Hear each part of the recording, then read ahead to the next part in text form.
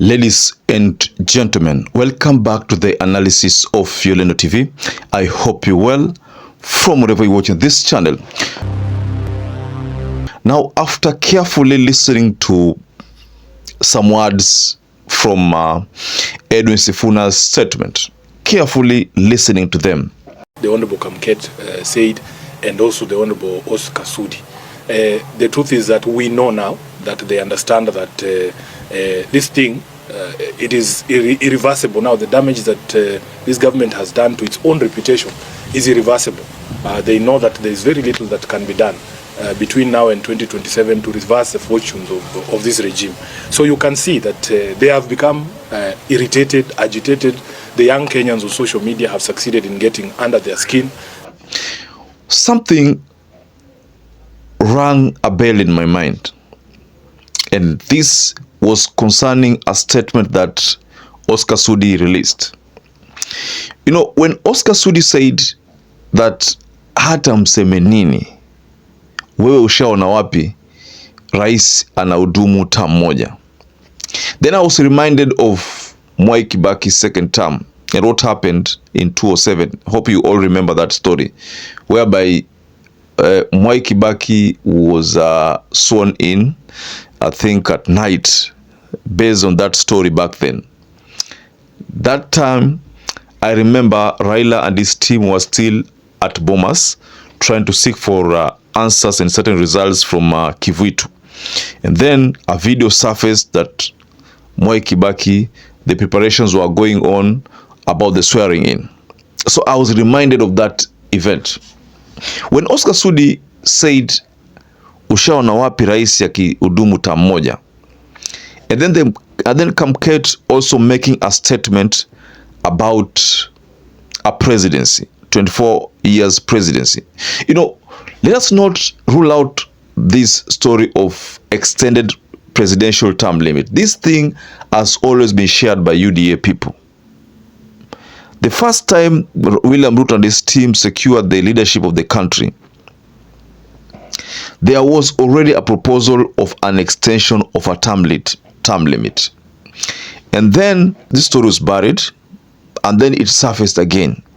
So when I listened to the statements from these two leaders, Sudi and Kamket, I was reminded of a possibility by this regime to do anything within their disposal to win the election.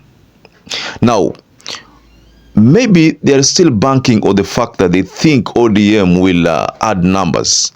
But based on Edwin Sifuna's statement, I'm also convinced that there is no direct surety that RUTO will benefit from ODM votes, based on Edwin Sifuna's statement. Because Edwin Sifuna is the Secretary General of ODM. So the expectation is that in 2027, should there be any kind of arrangement between UDA and ODM, basi the Secretary General is supposed to support it fully. But based on a statement from Edwin Sifuna, bado RUTO akona shida kubwa. So I want us to go into this statement from Edwin Sifuna, get to explore some of the contents of that statement and establish whether these statements will add value or will work to the disadvantage of William Ruto. So before we get further on that, please like this video. It's so important. If you like this video, also subscribe to our channel. And to existing subscribers, I want to continue thanking you so much, because without you, this channel wouldn't have grown. We all know that Edwin Sifuna has not supported this government. That is why most of the time when you see Raila Odinga in Siaya, in those Homa Bay County, especially Nyanza regions, Sifuna is not always in attendance. That is a sign that yeye na hii Kenya Kwanza hakuna uhusiano wote. The second person I've seen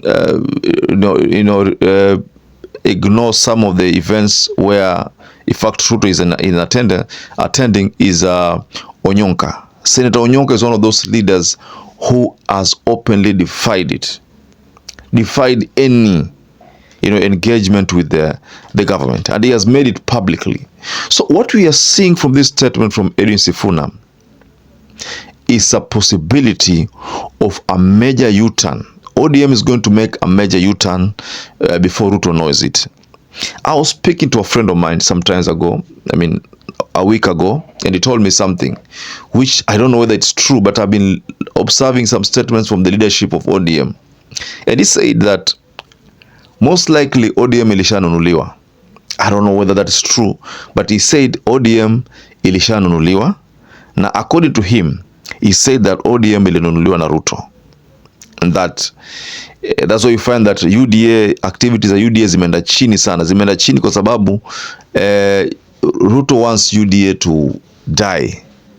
That is a game plan that UDA ife. Kama vile RUTO alitaka Jubilee, kama vile Uhuru Muigai Kenyatta alitaka Jubilee ife. So RUTO wants UDA to die. But that could be true because I've been observing the presidents who've been coming ever since Moi retired. Every president who has used a particular political party to ascend to power always tries to look for another vehicle to ascend to power for maybe re-election. Like for example, Rainbow Coalition. In 2007, Kibaki used PNU, whereby he was the only candidate in PNU. Now, in 2013, Uhuru had TNA, RUTO had URP. Then there was some kind of Jubilee alliance. In 2017, what they did is that all the parties merged. They formed one party, Jubilee Party. So Uhuru used Jubilee Party to ascend to power in second term. In 2022, Jubilee ilikuwa ni kama inakufa. So what happened is that RUTO opted to go for a UDA. And what is happening on the ground right now is as if UDA pia inakufa. But I don't know how many of you remember what I used to say last year, but 2022, when I made a bold statement. I think maybe I can say I was the only person who believed that UDA ilikuwa itakufa. Back then you could see that people used to see UDA kama vile chama ya South Africa, ANC. ANC is one of the biggest parties, especially in South Africa. But what has it, based on what has been happening, ni kwamba UDA haita survive. So even that dream of having a UDA kama vile ANC of this regime. So you can see that they have become irritated, agitated. The young Kenyans on social media have succeeded in getting under their skin. If you go to a function and speaker after speaker is only talking about social media and curtailing the freedoms of the young people, lecturing us about respecting other people, and yet these are some of the vilest politicians on the mic. They themselves cannot show you the respect that they want other people to show them.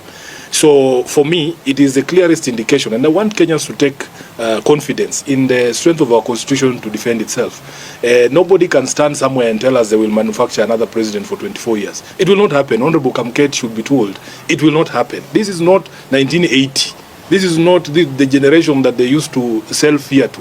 The Kenyan of today is a Kenyan who understands the constitution, their rights. They know for a fact that you cannot impose yourself on Kenyans. I am telling you, the only way for any elected leader to win re-election is to do the things you promise to do for Kenyans, is to make the lives of Kenyans better. Now that they understand that it is going to be impossible for them to deliver on any of the promises that would make Kenyans look at them favorably, they are now openly threatening to violate the constitution and the rights of Kenyans. In very few words, ladies and gentlemen, Edwin Sifuna does not believe that RUTO will secure another chance. So Edwin Sifuna, just like any other Kenyan who opposes William Ruto, he doesn't believe that RUTO will secure a second chance. Mbinu gani? According to him, he's asking, atatumia mbinu gani? Because if you do your own analysis, out of 10 people, he says that only one person will want to support RUTO. Now that one person, ukiangalia vizuri utapata kwamba maybe kuna venye iko. But out of the 10, 9 will always reject that support, or rather will decline supporting RUTO. So there is a problem for RUTO, and based on Sifuna's statements, there's a very, very huge problem. So I want to put this matter to rest, but you can just go below in the comment section and offer your reaction regarding the statement from Sifuna. So perhaps if you're watching this video and you've not subscribed, take 1 second and subscribe, like this video. Until you catch up again, stay safe and stay blessed.